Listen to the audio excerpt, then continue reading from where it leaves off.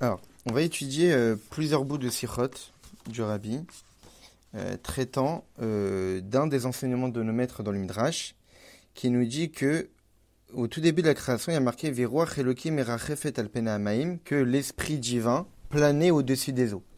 Et le Midrash nous dit que c'est quoi cet esprit divin? Zerucho shel melech hamashiach, c'est l'esprit du roi Mashiach.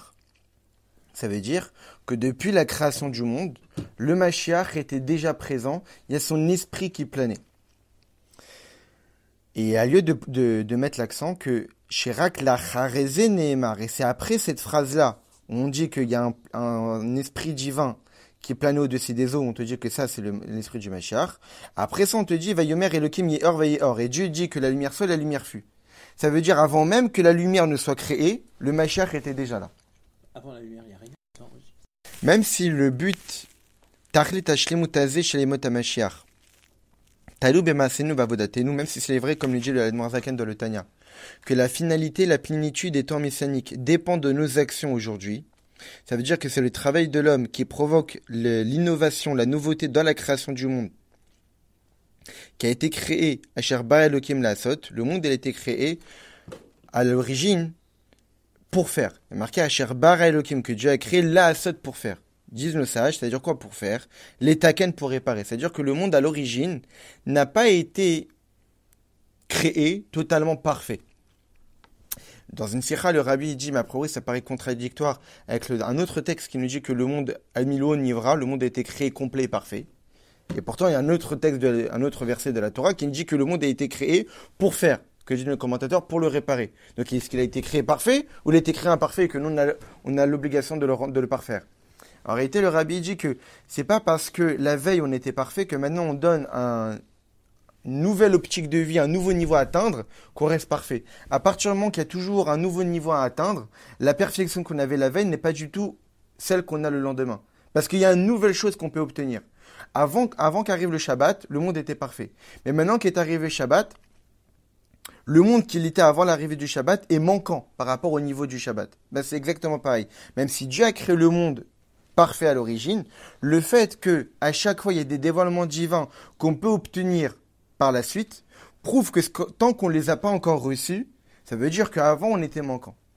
Donc quand on dit que on a la mission de faire venir le Mashiach et que ça dépend de nos actions à nous, à travers nos actions, on est Naaseh Shutaf Lakadosh Baruch Hu B'Maaseh Bereshit, on devient des associés de Dieu. Dieu il a créé le monde, mais il l'a créé avec un certain manque. Vu que nous, on comble ce manque à travers notre étude de la Torah et pratique des mitzvot, on devient associé à Kadosh Baruch Hu. Mais malgré cela, étant donné que Yemot HaMashiach em tachlit veshlimut briata olam hazeh shlekach nivra mitrilato, que puisque les temps messianiques, c'est la finalité, le but de la création du monde, et c'est pour cela que le monde a été créé, ça veut dire que souvent les gens, des fois, ils peuvent penser que le sujet du Mashiach, c'est pas forcément un sujet si important à en parler. Il y a les Torah et Mizot, et parmi les sujets de Torah et Mizot, il y a le sujet du Mashiach. Mais si on réfléchit qu'en réalité, tout le but de la création du monde, c'est pour Mashiach, comment peut-on en réalité envisager le service de Dieu sans penser au but à atteindre? Le but à atteindre, c'est la venue du Mashiach. Donc, tous nos investissements sont pour cette venue-là, mais puisque c'est pour cette venue-là, donc on imagine que l'idée de la création du monde, dès le début de la création du monde, vu que le monde a été créé pour cela, cette idée-là était déjà présente. Quand quelqu'un il a un projet, quand quelqu'un il a un édifice à construire, avant même de commencer à le construire, il a déjà l'image finale de ce qu'il aimerait avoir. Quand Dieu a créé le monde, vu que son projet c'était pour l'avenue Mashiach, pour la délivrance finale et complète, on imagine que dès le début de la création, le Mashiach existait déjà. De là, on comprend chez Mitrilat Briato, Yeshbe Koach ou Be'elem, Ashlemut Dehemad HaMashiach. De là, on comprend que dès le début de la création du monde, il y a en potentiel et de manière voilée toute la plénitude des temps messianiques. Les temps messianiques ne sont pas seulement quelque chose qu'on attend, mais c'est quelque chose qui était déjà présent depuis le début. Sous quelle forme? Ruach Elokim irachefet al panim, un esprit de Dieu qui est plané au-dessus des eaux. Cet esprit-là existait parce que c'est la finalité du projet. Et la finalité du projet, elle existe déjà depuis le départ. On peut voir ça aussi dans le langage de nos maîtres. Les Chachamim dans le Midrash rapportent l'idée que Kol Toldot Shebamikra Chasirim Chutz Mishnaim. Le mot Toldot en hébreu dans la Torah, généralement, il était écrit chasser. Ça veut dire quoi chasser? Ça veut dire généralement, il est pas écrit avec les deux vaves.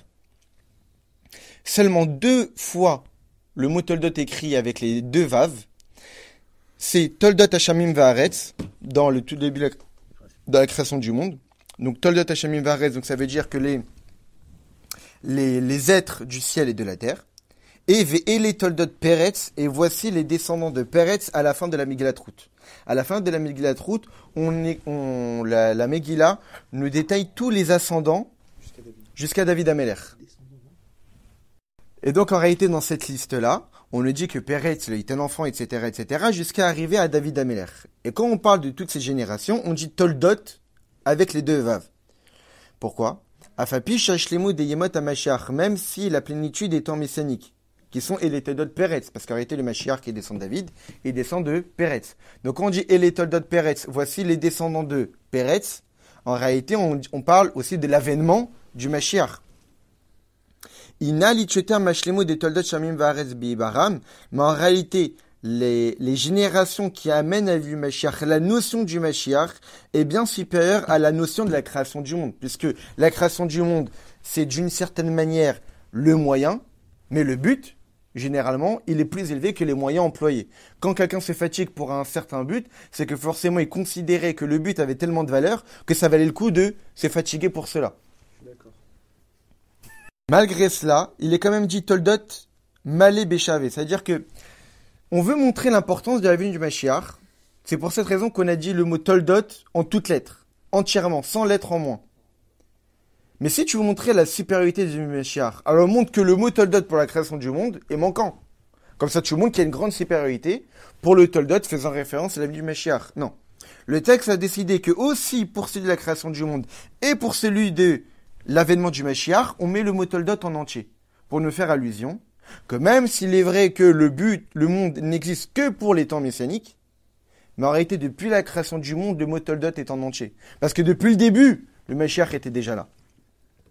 Parce que la plénitude des temps messianiques existait déjà de manière cachée, en potentiel, depuis le début de la création. Et c'est ça tout le sens de un esprit divin qui planait au-dessus des eaux. Il y a à plus forte raison, à propos des bénis Israël, Shaliede avodatam, que par leurs efforts, ils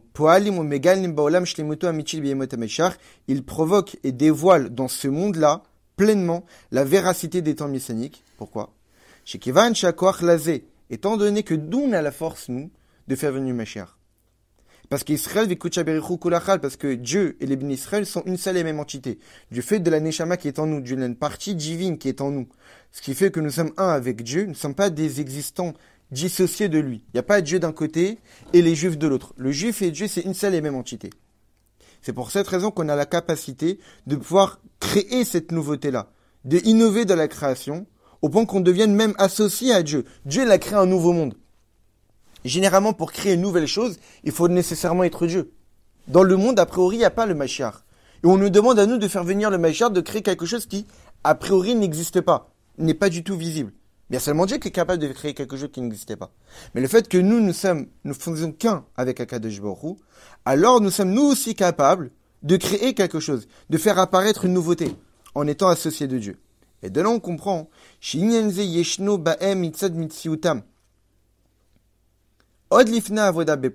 le fait que notre capacité à faire venir le Mashiach, certes, ça dépend de nos actions, d'études de la Torah, de pratique des mitzvot, mais on parle quand même de faire apparaître quelque chose qui n'existait pas. Donc, ça ne dépend pas uniquement de nos actions, mais ça dépend aussi de notre identité, du fait que nous faisons qu'un avec Dieu. C'est ça qui nous donne la force de pouvoir faire venir le Mashiach. Alors certes, ça passe par l'étude de la Torah, la pratique des mitzvot. Mais c'est des réalisations-là, à travers l'étude de la Torah et la pratique des mitzvot, qui va permettre de faire venir le Mashiach, n'est possible que parce qu'on est juif. Et c'est quoi être juif? Ne faire qu'un avec Dieu. Donc puisque nous sommes qu'un avec Dieu, en tant que juifs, alors à travers notre étude de la Torah et pratique des mitzvot, nous serons capables de faire apparaître le Mashiach. Donc en réalité, la venue du Mashiach, certes, est provoquée par nos actions, mais existe déjà en nous-mêmes. Et donc nos actions ne sont pas là pour créer quelque chose, mais juste pour dévoiler un potentiel qui est en nous, du fait que nous faisons qu'un avec Akadosh Baruch Hu. Et on peut aussi rajouter d'après tout ce que vient de dire, on peut expliquer une fameuse histoire de la Gemara à propos de la réponse que le Mashiach a donnée à Rabbi Yehoshua ben Levi. Rabbi Yehoshua ben Levi, il se baladait, et il a rencontré le Mashiach. Il lui a posé la question, les mat atemar, quand est-ce que tu viens? Quand est-ce que viendra le maître? Il lui a répondu, le Mashiach, Ayom, aujourd'hui. Et après que Rabbi Yehoshua ben Levi, il a dit à Eliyahu, mais il m'a dit qu'il allait voir Eliyahu Hanavi, mais il m'a dit qu'il allait venir aujourd'hui, mais pourtant il n'est pas venu. Alors Eliyahu Hanavi lui a expliqué ce que le Mashiach voulait lui dire. Voici ce qu'il t'a dit, Ayom, aujourd'hui, im bekolot ishmaou, si vous écoutez ma voix. C'est-à-dire que si vous faites Torah et Mizot, je viendrai aujourd'hui. Et là, le rabbi pose la question, mais on ne comprend pas. Si le Mashiach lui-même aurait dû dire à Rabbi Yehoshua ben Levi, je viens aujourd'hui, si vous écoutez mes préceptes. Et même plus que cela, il aurait dû dire normalement dans l'autre sens, si vous écoutez mes préceptes, je viens aujourd'hui. Comme on voit dans la parashat de Bechukotai. Im Bechukotai teleru, si vous suivez mes préceptes, alors, je donnerai la pluie en son temps. Donc normalement, d'abord la condition, et ensuite, ce qu'on obtient, c'est qu'on a rempli les conditions. Donc déjà, normalement, le Mashiach aurait dû dire, pas seulement aujourd'hui, le Mashiach aurait dû dire, aujourd'hui, si vous écoutez Torah et Mizot, il aurait été, il aurait dû dire ça, il aurait dû dire, si vous écoutez Torah et Mizot, je viendrai aujourd'hui. Ni il a donné la condition, et même s'il l'avait donné, pourquoi Eliyahu Hanavi n'a pas donné dans le bon ordre? Alors, c'est quoi l'explication? D'après tout ce qu'on a dit plus haut, que chez Shlemut et Yemot HaMashiach Yeshna Gvar, que la finalité, la plénitude des temps messianiques existe déjà dans la création, par notre présence en tant que peuple juif, parce qu'en tant que peuple juif, vu qu'on a Dieu en nous, donc on a ce potentiel de faire apparaître le Mashiach. Donc lorsqu'on demande au Mashiach quand est-ce que le maître il va venir, la réponse est aujourd'hui, sans qu'on ait besoin de rajouter quoi que ce soit. Parce que oui, le Mashiach il existe. Le Mashiach il est là. En potentialité, quand on demande au Mashiach quand est-ce que tu viens, la seule réponse qu'il peut donner c'est aujourd'hui, puisqu'il est là. Maintenant, lorsque on voit concrètement qu'il n'est pas venu, alors il faut nécessairement répondre à cette question. Pour quelle raison le Nitkamut Jivrei Mashiach Sheyavo? Pour quelle raison l'affirmation du Mashiach n'a pas été réalisée? Alors on est obligé de répondre, Imbikolo Tishmaou. Parce qu'en réalité, sa venue était certes possible aujourd'hui. Si on venait. Et le fait que Mashiach n'est pas venu chez Kaniré, il semble, Retsoné chez Kadosh Baruch Hu, c'est que la volonté de Dieu, c'est quoi? Chez Yusifu Odjoter Benyan de Bekolotishmou. C'est qu'on rajoute encore dans Kolotishmaou. C'est-à-dire que le Mashiach, il est là. Le Mashiach, il peut venir même déjà depuis son époque, depuis cette époque de la Gemara. Le Mashiach a répondu Ayom, aujourd'hui. Parce qu'en potentialité, le Mashiach est là depuis la création du monde. Maintenant, pourquoi il n'est pas là? Imbe Kolotishmaou. Et surtout, dans cette dernière génération, le Rabbi, il a fait cette sikha-là en 90. Le Rabbi a dit qu'en réalité, si, normalement, le Mashiach, il doit venir aujourd'hui. Mais si à la fin de la journée, on voit qu'il est toujours pas là, donc on se dit, mais pourquoi il n'est pas là? Alors c'est que forcément, ça voudrait dire que Dieu, il veut qu'on rajoute encore dans l'écoute de Torah et Mizvot. On voit au tout début de la création, il y a marqué Bereshit bara Elokim et Hashamev et Haaretz, au commencement Dieu créa le ciel et la terre. Dieu il a créé le monde et l'homme, et il a donné à l'homme la capacité de réparer la création. Et ensuite, il est dit, comme on l'a dit tout à l'heure, Veroach Elokim erachefet al penamaim, il y a un esprit divin plané au-dessus des eaux. Et le Midrash, comme on l'a dit tout à l'heure, c'est l'esprit du Mashiach, et c'est la finalité, la plénitude de la création. Le Mashiach, c'est la perfection de l'humain, bien au-dessus d'Adam Arishon. À propos du Mashiach, il est dit, c'est la fameuse Haftara du dernier jour de Pessah. Et Neyaskil Avdi Yarum Venasa Vegava Meod. Et voici mon serviteur, il a d'une grande intelligence. Yarum élevé, Venasa supérieur, Vegava Meod et extrêmement élevé. On dit Meod à propos du Mashiach. Meod, c'est les mêmes lettres que Adam. Seulement les combinaisons du mot Adam, c'est d'un point de vue de la logique. Adam Arishon, c'est la perfection de l'humain, il a été créé par Dieu lui-même, mais il avait un comportement qui suivait une certaine logique du monde. Mais quand on combine les lettres autrement, qui veut dire Meod, qui veut dire beaucoup, ça a été dit à propos du Mashiach, parce que le Mashiach, il est au-dessus de toute logique, au-dessus de tout l'enchaînement de monde. Mashiach, c'est un personnage, c'est une personne qui dépasse l'entendement humain. et provoquer sa venue, c'est pas avec la réflexion, c'est pas avec la logique qu'on peut faire venir le Mashiach. Comme on peut le voir, comme dans certains textes, on dit que la Neshama du Mashiach est supérieure à la Neshama d'Adam Arishon, même avant la faute. On parle de quelqu'un qui a été créé par Dieu lui-même. Malgré cela, le Mashiach, il sera d'un niveau spirituel supérieur à celui d'Adam Arishon avant la faute. Et c'est ça, hein, la nouveauté dans le verset, que quand on dit que dès le début de la création, même si le monde a été créé manquant, il a déjà été créé avec la potentialité d'être complet à travers l'esprit du Mashiach qui existait déjà. C'est-à-dire que même si le monde il est manquant, la capacité de perfection existait déjà depuis le départ. Et cette perfection-là, elle est tellement parfaite qu'elle dépasse même Adam Arishon avant la faute. On sait que nos Chachamim ils disent dans le Midrash que pour quelle raison le monde a été créé? Parce que Dieu a désiré avoir une demeure ici-bas. Maintenant, pourquoi Dieu il a ce désir-là, on ne sait pas. Mais on sait pourquoi. Il désire avoir une demeure ici-bas, c'est-à-dire il désire créer des conditions basses, matérielles, physiques, grossières, obscures, où la divinité est voilée. Et dans cette situation-là, dévoiler Dieu.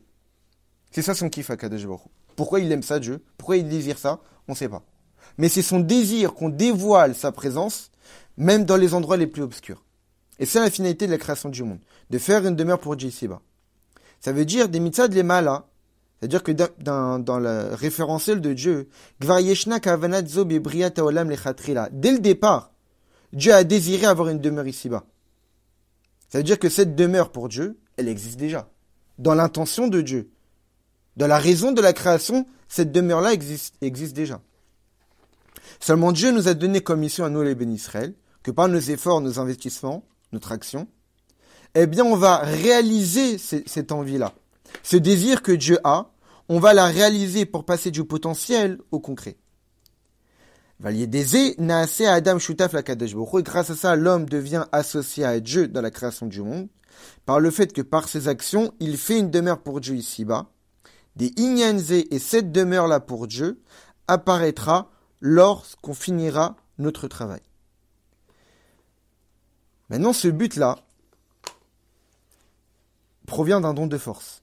On a reçu une force pour réaliser ce but. Ça, quand on dit que toute l'intention de la création du monde,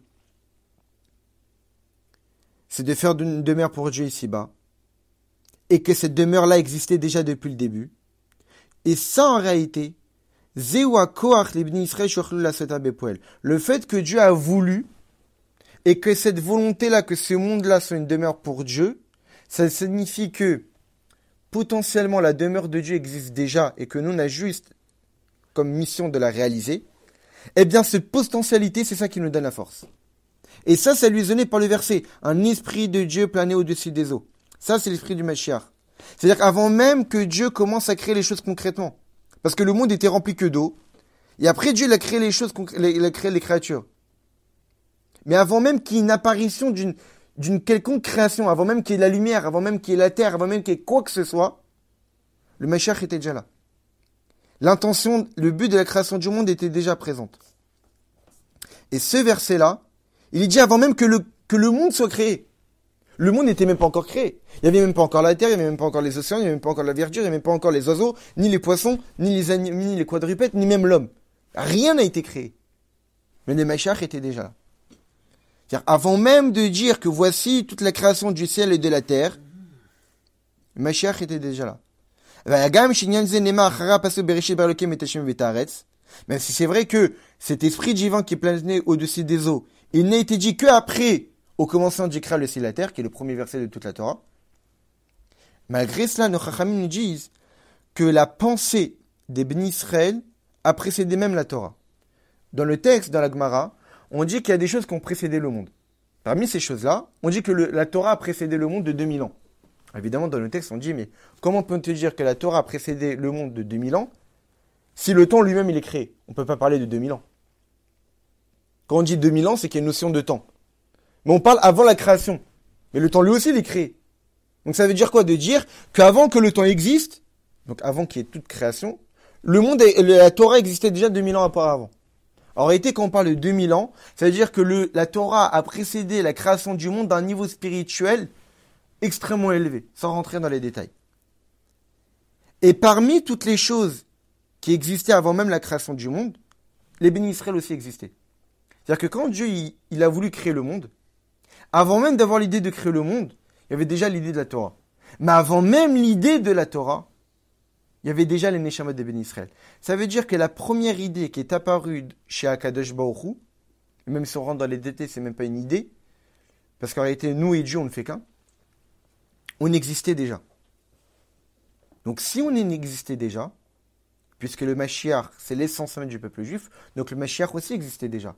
Donc quand on te dit, ah oui, l'esprit du Mashiach planait au-dessus des eaux, eh bien ce verset-là, il dit avant même toute la création. Ah oui, mais il y avait d'abord marqué Bereshit bara Elokim et Hashem v'Haaretz. Non.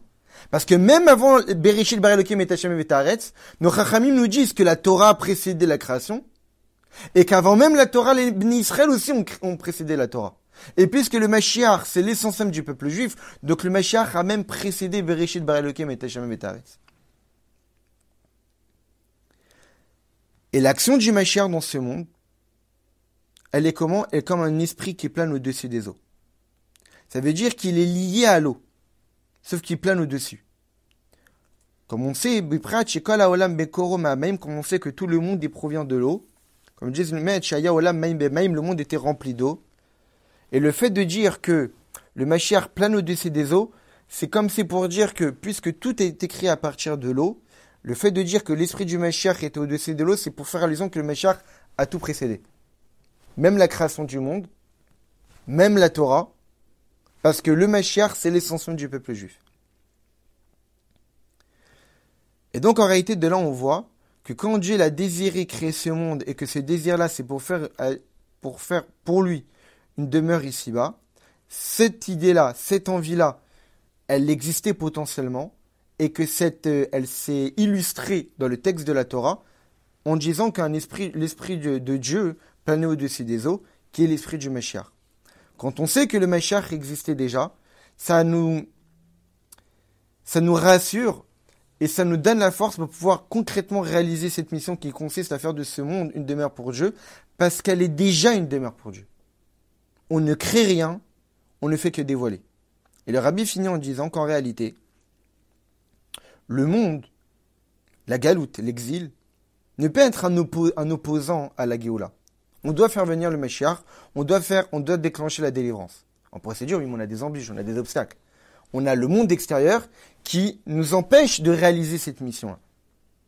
Mais en réalité, le Rabbi nous dit que c'est impossible de croire que le monde peut être opposé à la délivrance. Étant donné que toute l'existence du monde ne dépend que pour la Géoula. Comme dit le nommé de la Gemara, Lo Ibra Alma, le monde n'a été créé, et là, les Mashiach. Seulement pour le Mashiach. C'est un passage clair de la Gemara.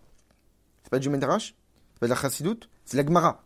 Depuis l'époque de la Gemara, on nous dit clairement, le monde n'existe que pour le Mashiach. Donc si le monde n'existe que pour le Mashiach, ça veut dire que c'est l'identité même du monde, puisqu'il existe pour ce but-là. Donc comment le monde, dont toute son identité c'est la ligne du Mashiach, il peut venir faire obstacle à lui-même? Le monde ne peut pas faire obstacle à la ligne du Mashiach. Le monde ne peut pas empêcher un juif de faire venir le Mashiach. Donc quelles que soient les oppositions qu'on peut voir du monde extérieur, qui a priori veulent nous retarder, nous empêcher de faire notre travail, de faire venir le Mashiach, ce qu'il faut prendre conscience, c'est que ce n'est que extérieur, ce n'est que superficiel. En réalité, c'est juste pour nous pousser à nous surpasser. Mais le monde lui-même, il peut jamais empêcher un juif de faire venir le Mashiach, parce que toute l'identité du monde, c'est la venue du Mashiach. Donc quand on sait qu'en réalité le monde, toute son identité, c'est la venue du Mashiach. Et quand on sait qu'en réalité le Mashiach était déjà là, on prend conscience que notre mission de faire venir le Mashiach, elle est tout à fait à notre portée. Parce que premièrement, le Mashiach est déjà là. Et deuxièmement, quand on va essayer de le dévoiler, le monde ne peut pas nous empêcher de le faire, parce que le monde lui-même attend la venue du Mashiach.